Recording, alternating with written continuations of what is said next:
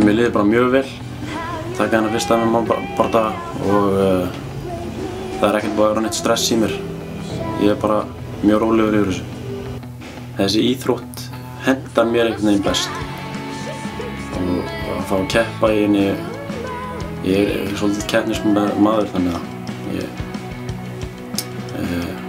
fá að keppa væri bara geðveikt. Inntökuprófið var alveg erfitt.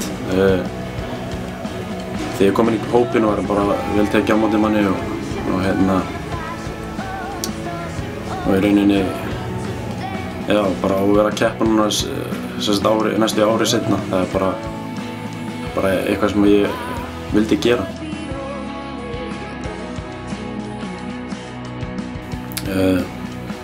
Mér finnst ég vera sterkastur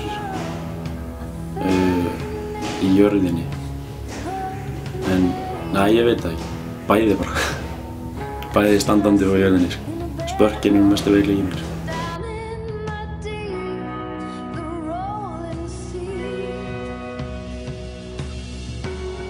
Ég býst við að ég ná hann niður og taki hann í giljótínshögg.